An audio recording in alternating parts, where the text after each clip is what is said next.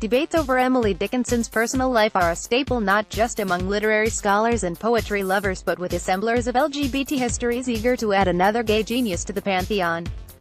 Treating the argument as if it were settled once and for all, Madeline Olnick's Wild Nights with Emily is unambiguous in showing the poet as the lifelong lover of her sister-in-law Susan Dickinson, née Gilbert, and as nothing like the reclusive spinster of popular myth. The merits of its scholarship may be a moot point, as the humble production and peculiar tone of Wild Nights will likely, despite the drive star Molly Shannon, a standout presence in some recent indies, limit its appeal largely to the English and Queer Studies departments of universities across the country.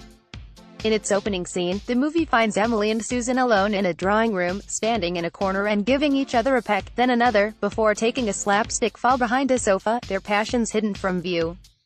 The forbidden sex romp vibe will continue throughout, with characters dashing half-dressed across lawns and humping in the music room, making it a challenge to reorient ourselves when the film turns serious for excerpts of Dickinson's writing.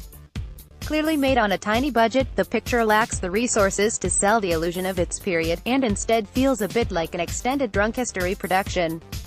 Viewers who bear with it in opening scenes, though, will find a useful conceit, in voiceover and in scenes set at a public lecture. The conventional version of Dickinson's life is being offered by Mabel Todd, co-publisher of the first crudely edited book of Dickinson's poems, which came out 4 years after she died. What we see on screen offers an alternative to her account. As Todd, Amy Seimetz relishes the role of self-important fool. The assertions she's making to an audience of credulous women are countered at every turn by the film's action, which Olnick offers as the truth behind the myth. Sometimes, Olnick explains away events that have been seen by others as proof of Dickinson's affairs with men. Emily is often said to have had a relationship with her late father's friend Otis Phillips Lord, based on letters and on gossip that the two were caught in an embrace. Here, Olnick envisions a scene in which a doddering Lord is boring Emily to tears with senile talk of the Brontes.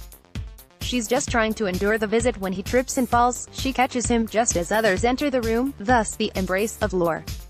Given the cast's exaggerated performances, it's not clear whether we are meant to believe such amusing but far-fetched scenes to be true. In a director's statement in the press notes, Olnick sees no doubt, calling the author an unclaimed LGBTQ community hero. The broader academic community seems less convinced. Olnick also fights against any notion that Dickinson was reluctant to publish her work, showing her as an ambitious writer whose submissions were handled brusquely when printed at all. She meets with Thomas Wentworth Higginson of The Atlantic Monthly, a blowhard played by Brett Gelman, who shows how he would butcher her lines and concludes she's not ready to publish.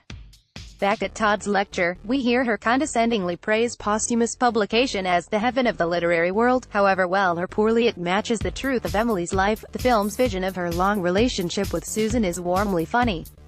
Shannon and Susan Ziegler, as Susan, make good conspirators, especially at the comedy's more subdued moments. Near the end, Olnick shows Susan's now-grown daughter Martha promoting a book about the pair's love for each other. But where Todd's lectures kept her in demand for years, Martha's speech attracts just 3 attendees. The idea of an old maid dedicated to her writing was too attractive to the reading public of the day, and it was believed long enough that anyone offering an alternative has a hard job ahead of her. Production companies: Salem Street Entertainment, UNLTD Productions. Cast: Molly Shannon, Amy Seimetz, Susan Ziegler, Brett Gelman, Jackie Monahan, Kevin Seal, Dana Melanie, Sasha Frolova, Lisa Haas, Al Sutton. Director, screenwriter, Madeline Olnick. Producers: Casper Andreas, Max Rifkind Barron, Anna Margarita Albello. Madeline Olnick. Executive producers: Jennifer Kriz, David Moscow, Todd Remy. Director of Photography, Anna Stipe. Co-production designers, Allison Fry, Imia Manishi. Costume designers, Linda Gui, Christine Casaus, Courtney Newman. Editors, Lead, Anthony Clementi. Composers, Carl Frid, Parfrid. Casting Director, Carol Rosenthal. Venue, South by Southwest Film Festival. Narrative Spotlight. Sales, John Sloss, Sonetic. 84 minutes.